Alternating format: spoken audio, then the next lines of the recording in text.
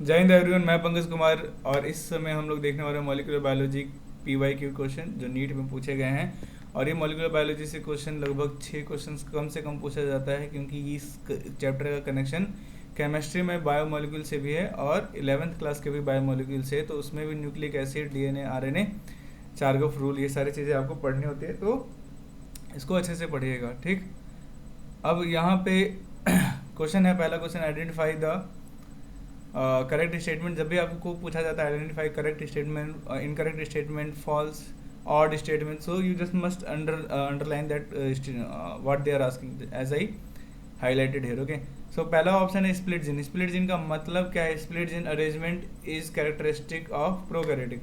So split gene का मतलब क्या है कि छोटे छोटे टुकड़ों में वो बढ़ जाते हैं, और ये छोटे छोटे टुकड़ों में बंटने का काम क्या होता है? मोनोसिस्टोनिक में होता है। ठीक है, और ये मोनोसिस्टोनिक जीन आपको कहाँ मिलेंगे? मोनोसिस्टोनिक आपको मिलेगा ट्रांसक्रिप्ट्स यूकैरियोट में। अब यहाँ पे मोनोसिस्टोनिक का मतलब क्या है कि एक जीन है और उससे एक ही प्रोटीन बनने वाला है। ठीक है, लेकिन अगर आप लैक ऑपरन याद करते हैं तो लैक ऑपरन किसमें होता है? बैक्टीरिया में पाया जाता है, और उसमें ZYA 3 इंपॉर्टेंट जीन होता है, तो वो क्या होता है? पॉलीसिस्टोनिक होता है, मतलब एक जीन मल्टीपल प्रोटीन वो बना सकते हैं। तो यहाँ पे जब आप मोनोसिस्टोनिक की बात करते हैं तो मोनोसिस्टोनिक क्या होता है? इसमें स्प्लाइसिंग होता है, पोस्ट ट्रांसक्रिप्ट मॉडिफिकेशन होता है। तो पोस्ट ट्रांसक्रिप्ट मॉडिफिकेशन में एक तो 5 मिथाइल ग्वानोसिन लगता है, 5 प्राइम पे मिथाइल ग्वानोसिन लगता है। ठीक है, और यहाँ पे मिथाइल ग्रुप लगता है। ठीक, सो और दूसरा काम क्या होता है? जो इंट्रॉन है, इंट्रॉन क्या होता है? इंटरफेयरिंग पार्ट होता है DNA ट्रांसक्रिप्ट में। तो इंटरफेयरिंग पार्ट को हमें क्या करते हैं? निकालना होता है। किस मेथड से हम लोग उसको निकालते हैं? स्प्लाइसिंग मेथड से हम लोग उसको निकालते हैं। और यहाँ पे एक्सॉन क्या होता है? इंपॉर्टेंट जो हमारे प्रोटीन कोड करने वाला है, तो उसको हम लोग जोड़ देते हैं बाद में DNA लाइगेज से। तो एक्सॉन और इंट्रॉन होता है, और इसीलिए ये छोटे छोटे टुकड़ों में बढ़ जाता है। जब इंट्रॉन निकल जाता है तो वो छोटे छोटे टुकड़ों को बढ़ने को हम लोग कहते हैं स्प्लिट जीन। तो अलग से नया टॉपिक कुछ नहीं था। तो यहाँ पे आपने देखा कि split gene arrangement is characteristic of prokaryotic, ये गलत है। ये स्प्लिट जीन किसमें पाया जाता है? यूकैरियोटिक में पाया जाता है, आपका आंसर होगा। ठीक, अब दूसरा ऑप्शन क्या कह रहा है? दूसरा ऑप्शन कह रहा है दूसरा ऑप्शन कह रहा है कि in capping methyl guanosine triphosphate, methyl guanosine triphosphate will be add the 3 prime. Just now we seen the methyl guanosine, जो मिथाइल ग्रुप लगेगा वो 5 प्राइम पे लगता है। ठीक, सो CGMP लगेगा, मिथाइल गुआनोसिन ट्राइफॉस्फेट आपका 5 प्राइम पे लगता है। RNA polymerase bind with the rho factor to terminate the process of transcription in bacteria. तो ये बात तो सही लग रही है। दूसरी बात, तीसरा क्या कह रहा है? चौथा क्या कह रहा है? The coding strand in a transcription unit is copied to mRNA। तो कोडिंग स्ट्रैंड जो होता है वो ट्रांसक्रिप्ट में mRNA में कॉपी होता है। तो अब मैं एक इंपॉर्टेंट बात बता रहा हूँ, बच्चे जैसे ही पहला आंसर देखते हैं सही, तो नीचे वाले ऑप्शंस नहीं पढ़ते, उसी को टिक कर देते हैं। आपको सारे ऑप्शंस पूरे पढ़ने हैं, भले ही आपको आंसर पहले ही 2 लाइन में मिल जाए या आंसर आपको लास्ट तक ढूंढना पड़े, तो आपको सारे ऑप्शंस पूरे अच्छे से पढ़ने हैं। तो ये आप तीसरा ऑप्शन जो कह रहा है, तीसरा ऑप्शन क्या कह रहा है? यहाँ पे जो तीसरा ऑप्शन कह रहा है ये वाला, ये कह रहा है कि जो RNA पॉलीमरेज होता है, हमारा RNA पॉलीमरेज क्या कर को एक तो सिग्मा फैक्टर चाहिए होता है इनिशिएशन के लिए, और जैसे ही इनिशिएशन शुरू हो जाता है, तो सिग्मा फैक्टर रिमूव हो जाता है। उसके बाद से क्या होता है? इनिशिएशन के बाद से इलोंगेशन होता है। इलोंगेशन में सिर्फ RNA पॉलीमरेज होते हैं, और RNA पॉलीमरेज भी 3 प्रकार का होता है। ठीक है, तो उस पर तो अभी हम लोग चर्चा नहीं कर रहे हैं। सिग्मा इनिशिएशन के लिए, एलोंगेशन के लिए RNA पॉलीमरेज अलोन रहेगा, एंड देन रॉ फैक्टर रहेगा, और रॉ फैक्टर क्या करता है? उसको टर्मिनेट कर देता है। किसको टर्मिनेट कर देगा? टर्मिनेट कर देता है। तो जैसे हमारे पास यहाँ से लेकर यहाँ तक DNA है पूरा। ओके, तो सपोज ये DNA है,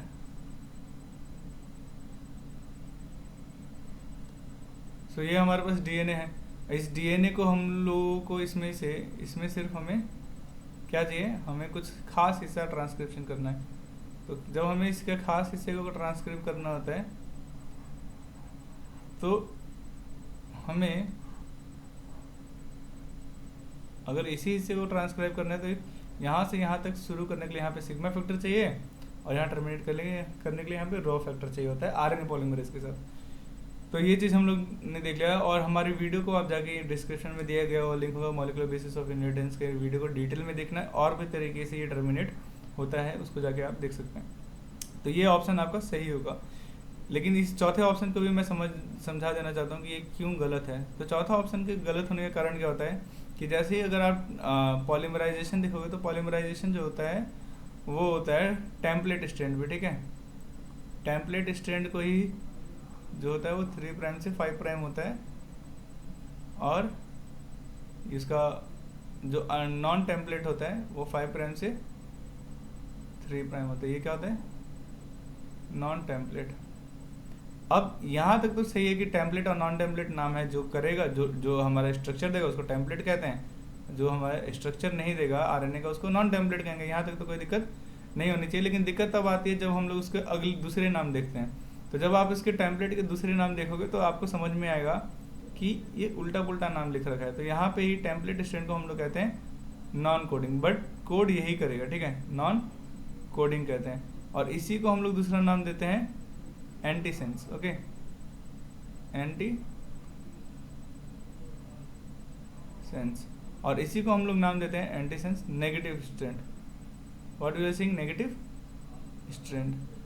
सो ये सारे नाम किसके हैं हमारे? ये सारे के सारे नाम हमारे ये सारे नाम हमारे टेम्पलेट स्ट्रैंड के। अब देखो नॉन टेम्पलेट के अलग अलग नाम। तो नॉन टेम्पलेट के जो है अलग अलग नाम। नॉन टेम्पलेट का नाम है, नॉन टेम्पलेट को हम लोग कहते हैं coding strand, but it is not going to code anything, okay. ये कोड नहीं करेगा। तो नया जो आरएनए बनता है ना, नया आरएनए जो हमारा बनता है वो इस प्राइम पे बनता है, ठीक। और यहाँ पे इसकी जो पोलैरिटी क्या हो जाएगी? 5 प्राइम टू 3 प्राइम। तो कभी भी इलोंगेशन हो डीएनए और आरएनए का, इलोंगेशन जो होता है पॉलीमराइजेशन ऑफ 5 प्राइम से 3 प्राइम की तरफ ही होता है, ठीक है। तो कोडिंग स्ट्रैंड कहते हैं। और क्या कहते हैं इसको? और हम लोग कहते हैं coding strand, sense strand and positive strand. So ये सारे जो नाम हैं वो आपको भटकाने के लिए हैं। इसको कोडिंग स्ट्रैंड कहा जाता है, लेकिन यहाँ पे आपको आरएनए नहीं बनेगा, इस स्ट्रैंड पे आरएनए बनेगा, टेम्पलेट स्ट्रैंड पे आपका आरएनए बनता है, ठीक है। तो आपका ये ऑप्शन गलत हो जाएगा। तो सही आंसर क्या हो जाएगा आपका? आपका सही आंसर जो होगा वो सही आंसर आपका होगा RNA polymerase binds with the rho factor to terminate the process of transcription in bacteria. So this is your correct answer. Now hope so ये समझ में आ गया आपको। नहीं समझ में आया तो फिर आप मुझे इसको थोड़ा रिवाइज करके देखें, या फिर मुझे आप कमेंट में अपना डाउट दे सकते हैं, ठीक। हमारे ग्रुप को भी आप ज्वाइन कर सकते हैं, वहाँ पे डायरेक्ट आप क्वेश्चंस भेज सकते हैं। डायरेक्ट आपको जो भी डाउट होगा, कभी भी रात हो, दिन हो, बरसात हो, धूप हो, कभी भी आप अपना डाउट्स वहाँ पे भेज दीजिएगा। टेलीग्राम में ग्रुप होगा, व्हाट्सएप का भी ग्रुप है, तो आप दोनों ज्वाइन कर सकते हैं। डिस्क्रिप्शन में लिंक है। हमारे ऐप को डाउनलोड कीजिए, यू बायोलॉजी ऐप, जहाँ पे ये सारे टेस्ट अवेलेबल हैं। उसको प्रैक्टिस कीजिए, फिर आके ये वीडियोस आप देखते रहिए, ठीक है, जिससे आपको फ़ायदा होगा, ताकि समझ में आएगा कि कहाँ पे मैं गलती कर रहा हूँ, ठीक। नेक्स्ट क्वेश्चन क्या रहा है कि name the enzyme that facilitate the opening of the DNA helicase. तो डीएनए हेलिकेज का हेलिक्स पूछ रहा है, ठीक है। तो नाम तो मैंने एंजाइम का ले ही लिया, बट इसको समझ भी लेते हैं। I don't know why it is happening like this. सो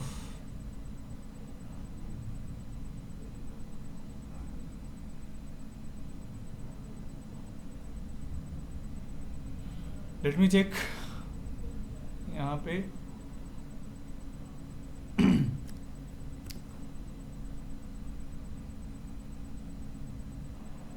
तो यहाँ पे आपके पास डीएनए स्क्रीन पे आपको दिख रहा है। इसको अभी हमें ओपन करना है। तो इसको ओपन करने के लिए हमें क्या करना पड़ेगा? इसको इस तरह से हमें अभी, सपोज इस तरह से हमें अभी खोलना है, ठीक है। तो इस तरह से हमें खोलने के लिए क्या करना पड़ेगा? इसको एक एंजाइम चाहिए होता है जो यहाँ पे कट करे, जो यहाँ पे कट करे। तो वो एंजाइम जो यहाँ पे कट करेगा, और उसको हम लोग ओपन करने के लिए जो एंजाइम चाहिए होता है वो हेलिकेज चाहिए होता है, डीएनए हेलिकेज, ठीक। लिगेज क्या होता है? वो फेविकॉल की तरह काम करता है। वो फॉस्फोडाइस्टर बॉन्ड को जोड़ता है, ठीक है, फॉस्फो ईस्टर बॉन्ड को जोड़ता है, ठीक है।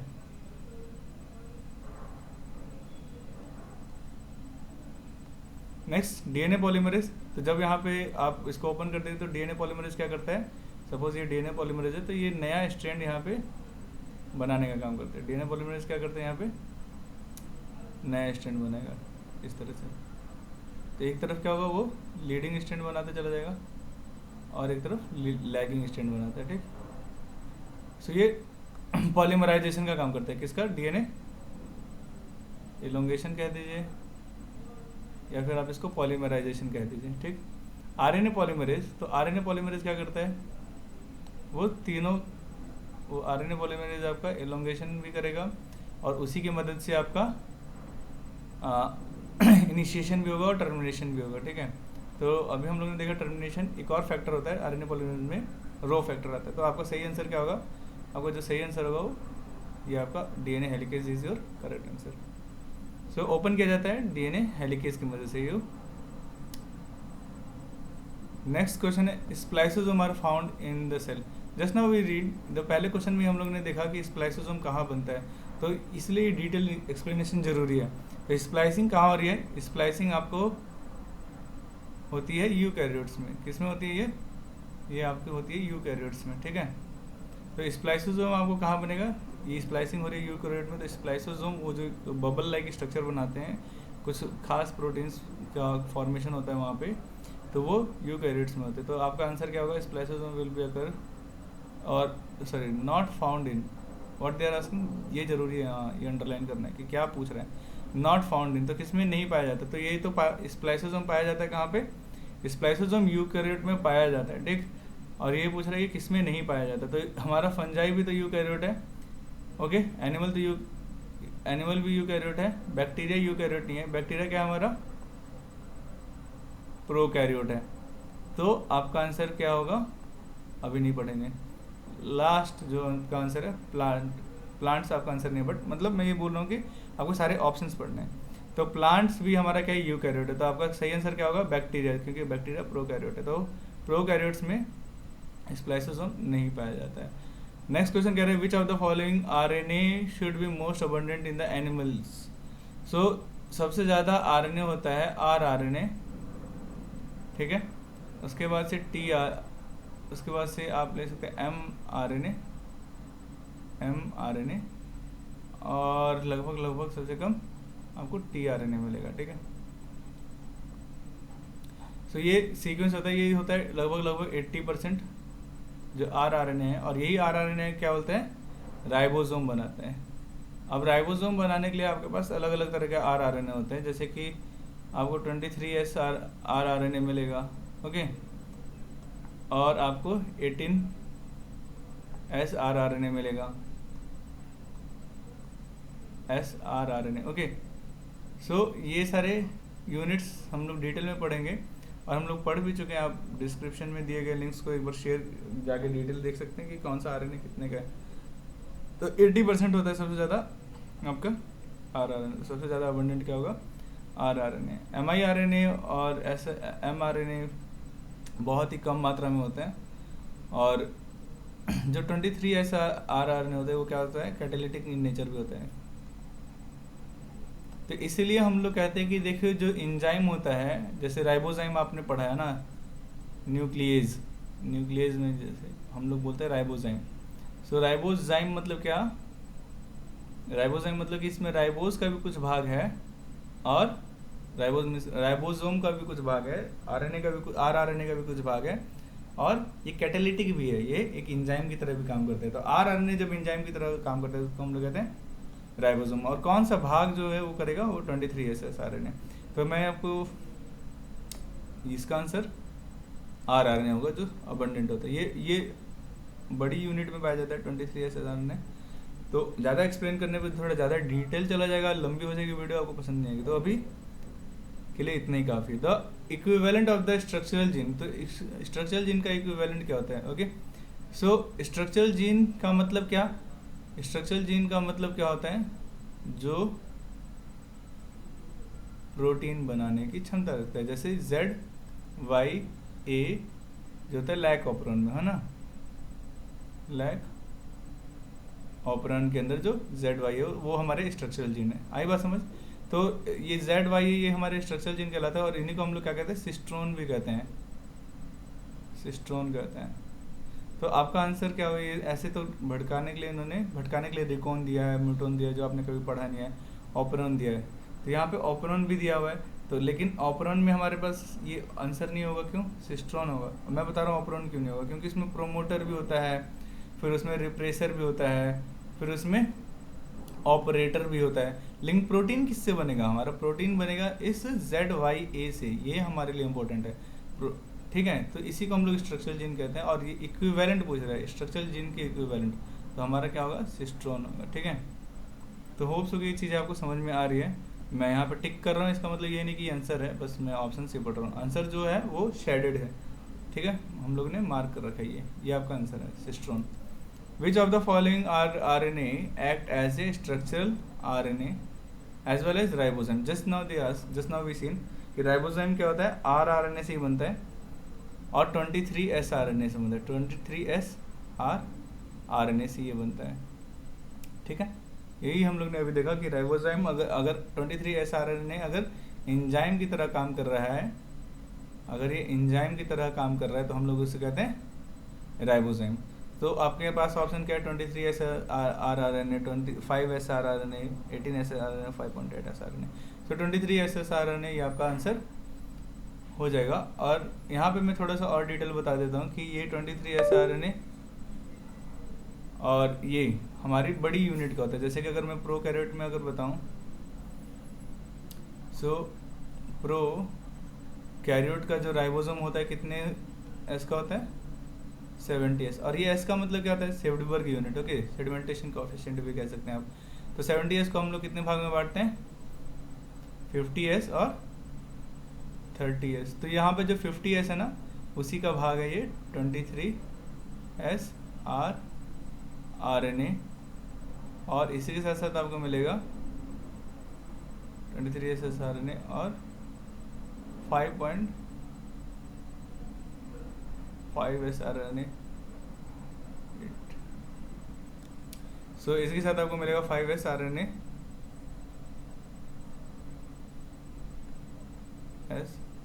rRNA। और ये जो छोटा वाला यूनिट होता है वो हमारा बना होता है किससे, 16S, but they written as 18S। So ये दूसरे यूकैरियोटिक का लिखा हुआ है, 16S rRNA से बना होगा ये हमारा, और 5.8S rRNA से। सो होप सो कि ये सारी चीज़ें आपको समझ में आ रही है। तो आपको आंसर क्या हो जाएगा, यहाँ पे तो उसने सिर्फ राइबोसोम पूछा, मैंने थोड़ा डिटेल बता दिया ताकि आपको और भी ज़्यादा चीज़ें क्लियर रहें। और यूकैरियोटिक में राइबोसोम कैसा होता है, यूकैरियोट में जो राइबोसोम होता है वो 80S rRNA। तो इसके भी यूनिट्स होते हैं कितने, इसके यूनिट्स को हम लोग ने बांट रखा है, 60S और 40S, ओके। सो यहाँ पे क्या होता है, यहाँ पे जो होता है वो 28S rRNA होता है, ठीक है, S rRNA, और ये जो 40S में होता है 18S rRNA। तो ये चीज़ें याद रखना। सेवेंथ क्वेश्चन क्या है, DNA dependent RNA polymerase catalyse the transcription on one strand of the DNA which is called. तो ये हम लोग ने अभी देखा कि जो RNA polymerase, DNA dependent RNA polymerase enzyme होता है वो कैटेलाइज करता है ट्रांसक्रिप्शन ऑन वन स्ट्रैंड, किसी एक स्ट्रैंड ऑफ DNA पे ही करता है। उस DNA के स्ट्रैंड को हम लोग क्या कहते हैं, तो यहाँ पे ऑप्शन दिया template strand, coding strand, alpha strand and antisense strand. तो मैं चाहूँगा कि आंसर आप पहले खुद पॉज करके इसका आंसर दें, और इसका आंसर सही होगा क्या, टेम्पलेट स्ट्रैंड, ठीक है। क्योंकि अभी हम लोग ने देखा ऊपर पहले वाली वीडियो में, यहाँ पे देखा कि पहले वाले क्वेश्चन में हम लोग ने देखा था, शायद आई होप मैंने मिटा दिया उसको,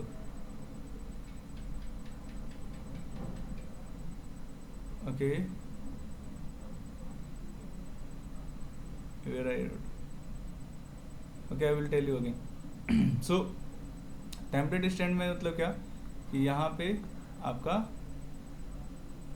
DNA है वो 3 प्राइम से 5 प्राइम जा रहा है, और 5 प्राइम से 3 प्राइम आ रहा है, ठीक है। तो यहाँ पे जो इस जिस नया स्टैंड बनेगा वो 3 प्राइम से 5 प्राइम पे बनेगा, और जो जब भी नया स्टैंड बनता है उसका एरो इस तरफ रहेगा। तो पोलैरिटी कैसे दोगे यहाँ पे, 5 प्राइम से 3 प्राइम नया स्टैंड बनता है कभी भी, ठीक है। तो जिस स्टैंड पे बना, तो कौन से स्टैंड पे बना है, इस वाले स्टैंड पे बना है। I am going to make it as a green. तो ग्रीन वाले स्टैंड इसका क्या है, डीएनए का स्टैंड है जिसपे ये बन रहा है नया स्टैंड ब्लैक वाला। तो इसको कहते हैं हम लोग टेम्पलेट स्टैंड, ठीक है, जिसपे बन रहा है। और टेम्पलेट का ये अलग अलग नाम है। टेम्पलेट को हम लोग कहते हैं coding, non coding, anti sense, negative. और जो अपोजिट स्टैंड जिसपे कुछ नहीं बन रहा तो उसको कहते हैं हम लोग तो नॉन टेम्पलेट, नॉन टेम्पलेट। और नॉन टेम्पलेट को हम लोग कहते हैं non coding, sorry non template को कहते हैं हम लोग कोडिंग, इसी को हम लोग कोडिंग कहेंगे, एंटी सेंस कहेंगे, और पॉजिटिव स्टैंड कहेंगे, ठीक है। एंटी सेंस और पॉजिटिव स्टैंड कहेंगे। तो ये सारी चीज़ें आपको समझ में आ गई होगी। इसके अपोजिट ये टेम्पलेट स्टैंड होता है। तो आपका आंसर क्या है, template strand. Which of the following features of genetic code does allow, does allow, does, ये इंपॉर्टेंट है, does allow bacteria to produce human insulin. So ऐसा क्या जेनेटिक कोड का जो होता है फीचर्स जो आपको बता, मतलब बैक्टीरिया में इंसुलिन बनाने को अलाउ करता है। तो जेनेटिक कोड किसने दिया था सबसे पहले, तो जो जेनेटिक कोड है ये दिया गया था गेमो ने। गेमो ने जेनेटिक कोड नहीं दिया, उन्होंने बताया कि ये ट्रिपलेट में पाया जाता है, ठीक है।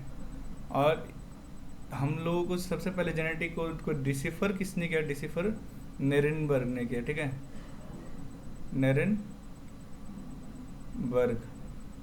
ओके। एंड मटेई एंड नेरेनबर्ग ने डिसिफर किया। और सारे जेनेटिक कोड्स को बताने का काम फिर किसने किया, हरगोविंद खुराना ने, ठीक है, हरगोविंद खुराना। तो ये 3 इंपॉर्टेंट नाम आते हैं जब भी हम लोग जेनेटिक कोडन पढ़ेंगे, तो ये 3 नाम आएंगे। तो प्रॉपर्टी क्या है, फीचर्स क्या होता है, the features I am writing but you can write a property, okay. Function और property of the genetic code, of genetic code. तो वो जेनेटिक कोड का फंक्शन प्रॉपर्टी क्या होता है, देखो कि एक अमीनो एसिड, एक amino acid more than 1 genetic code, okay. एक amino acid more than 1 genetic code, एक अमीनो एसिड एंड बहुत सारे जेनेटिक कोड, ओके। तो ये क्या है हमारे जेनेटिक कोड। सो एक अमीनो एसिड लेकिन बहुत सारे जेनेटिक कोड उसके हो सकते हैं, ठीक। दूसरा इसको क्या कहते हैं हम लोग, this all genetic code are called as a degenerate. अब एक अमीनो एसिड को एक codon, sorry I should write like this,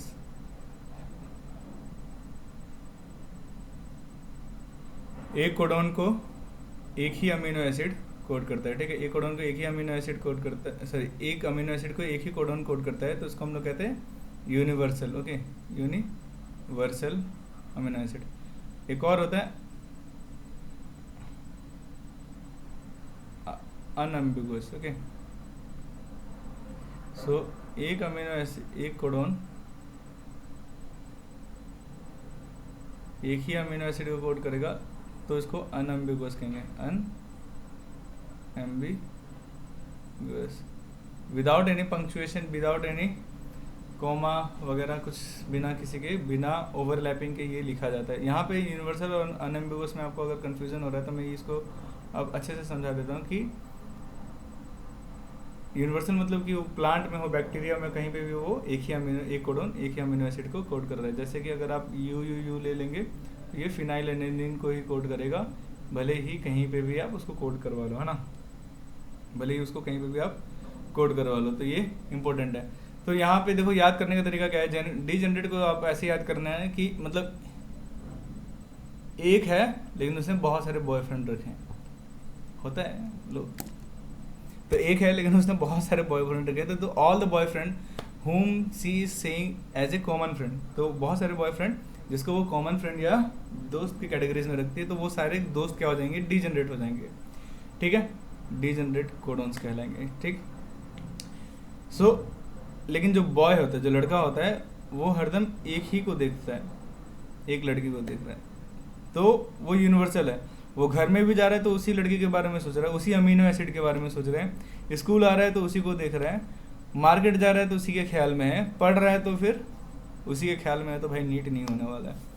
देखो अनएम्बिगुअस का मतलब क्या है, क्या कहता है कि लड़का हम दिल दे चुके सनम, मतलब क्या हुआ कि जो कोडोन है वो मतलब डेडिकेटेड हो गया है अमीनो एसिड के लिए। होप सो ये चीज़ समझ में आई होगी। लेकिन सारे कोडोन्स ऐसे नहीं होते हैं, ठीक है, कुछ अमीनो एसिड सारी लड़के एक जैसे नहीं होते, तो कुछ अमीनो एसिड जैसे methionine is always code by, methionine is only code by AUG। Okay, AUG क्या है, हमारा स्टार्ट कोडोन है, और ये मिथ्योनिन को भी कोड करता है। तो इस पर थोड़ा लंबा चला जाएगा, बट अब इसका आंसर क्या होता है देख लेते हैं एक बार। तो genetic code is specific, genetic code is not ambiguous, okay. Genetic code is redundant, genetic code is nearly universal, okay. Nearly universal इसलिए लिखा है कि कुछ बैक्टीरिया में ये थोड़ा डिफरेंट होता है। तो 9th क्वेश्चन क्या कर रहा है, in their 999 bases in an RNA the code of the protein is 333 amino acid and the bases at a position of 901 is deleted such that the length of the RNA may become 998. So basis how many code is will be altered. So आप ऐसा समझो कि 999 क्या है, 999 cycles है, okay. Cycles आपने लगा के रखी है, ठीक है, 999 साइकिल लगा के आपने रखी है। अब इस 999 साइकिल को ये हमारे पास क्या है, सिर्फ और सिर्फ 999 साइकिल्स के हमारे पास 333 मालिक हैं। तो 999 एक मालिक कितना साइकिल रख रहा है, एक मालिक आपका रखेगा 3। तो ये तो कोडोन आ गया, ये तो क्या आ गया, कोडोन। तो ये तो बात समझ में आ गई कि चलो एक मालिक के पास 999 एक मालिक के पास 3 कोडोन्स को वो कंट्रोल कर रहे हैं, 3 साइकिल्स उसके पास है। तो अब बोल रहा है कि अब 999 जो आपने लाइन से ऐसे ऐसे ऐसे ऐसे साइकिल लगा रखी थी, तो यहाँ पे कहीं पे यहाँ पे 901 साइकिल थी। अब इसके बाद से क्या है, टिल 999, तो यहाँ पे गैप कितना है, यहाँ पे आपका 99 का है, ठीक है, 1 से लेके 99 तक 99 का है। तो अब बोल रहा है कि मान लो कि इस साइकिल को आपने हटा दिया, इस साइकिल को आपने हटा दिया या गिरा दिया, तो अगर आपने इस तरफ इसको गिराया तो यहाँ तक तो सारी साइकिलें ठीक थी, लेकिन इसके बाद अगर गिराया आपने, इसको धक्का दिया, तो सारी की सारी साइकिलें गिर जाएंगी। आ रही है बात समझ? तो कितनी साइकिलें गिरेंगी, तो साइकिलें गिरेंगी टोटल 99, लेकिन 99 में से कितने मालिकों की साइकिल गिरेगी, तो कितने मालिकों की साइकिल गिरेंगी, मतलब कि 3 कोडोन्स से आप डिवाइड कर देंगे, तो 33 कोडोन्स। तो अब मालिक और साइकिल को हटा के आप ये करो, मालिक को हटा के आप कर देना यहाँ पे, सॉरी साइकिल को हटा के आप कर देना यहाँ पे nitrogenous base, okay. Nitrogenous bases हैं इतनी, तो हमको पता है कि 3 नाइट्रोजनस बेस मिलके एक कोडोन बनाते हैं। तो मालिक कितने कोडोन हो गए हमारे पास, मालिक क्या हो जाएगा हमारा, मालिक हो जाएगा कोडोन। सो 333 कोडोन मिलके 333 कोडोन्स है 999 नाइट्रोजनस बेस में। अगर आपने एक साइकिल गिरा दी, गिरा देने का मतलब क्या है, फ्रेम शिफ्ट है ना, फ्रेम शिफ्ट। तो कितना फ्रेम शिफ्ट हो जाएगा, कितने बेसिस ऑल्टर्ड हो जाएंगे, चेंज हो जाएंगे। तो इस 109 से 99 के बाद इधर जितने भी होंगे 99 वो सारे के सारे ऑल्टर्ड हो जाएंगे। लेकिन कोडोन पूछ रहा है, नाइट्रोजनस बेस नहीं पूछ रहा है। तो नाइट्रोजनस बेस नहीं पूछ रहा है, कोडोन पूछ रहा है। तो एक कोडोन का मतलब क्या, 3 अमीनो एसिड, 3 कोडोन, सॉरी एक कोडोन का मतलब क्या हुआ, 3 नाइट्रोजनस बेस। सो आपके 33 आपका आंसर आ जाएगा। आया बात समझ, ये आपका आंसर होगा। लास्ट क्वेश्चन कह रहा है कि the first phase of translation is, the first phase of the translation is what, the first phase of translation, जब भी आप ट्रांसलेशन करने जाते हो तो tRNA पे आप माला चढ़ाते हो। क्या चढ़ाते हो? माला चढ़ाते हो। माला चढ़ाने का मतलब क्या हुआ? माला चढ़ाने का मतलब होता है उसको चार्ज करना होता है, ठीक है, चार्जिंग। और चार्जिंग का मतलब क्या होता है? उसको हम लोग अमीनो एसिड हम लोग वहाँ पे जोड़ते हैं। और जो tRNA होता है उसका जो 3 प्राइम है उसमें क्या होता है? ACC कोडोन होता है, ठीक है, ये इम्पोर्टेंट, ठीक। तो एक बार इसको डिटेल में भी आप वीडियोस में देख सकते हैं हमारी। और अमीनो एसाइलेशन कहलाता है ये स्टेप। तो binding of mRNA to ribosome, ये पहला स्टेप नहीं है क्योंकि आपको लगता है कि पहले राइबोसोम है वो फिर एक साथ बाइंड करेगा यहाँ पे mRNA पे, है ना, ये आपका mRNA। तो पहले आपको क्या करना होता है? चार्जिंग करना होता है। ट्रांसलेशन की बात कर रहे हैं, ठीक है। तो पहले आपको चार्जिंग करते हैं। रिकॉग्निशन ऑफ DNA मॉलिक्यूल नहीं होगा, रिकॉग्निशन ऑफ एंटीकोडन नहीं। तो आपको डाउट इसमें हो सकता है, इसमें हो सकता है, लेकिन आपका आंसर क्यों ये है होप्स हो कि आपको पता चल गया। Amino acylation.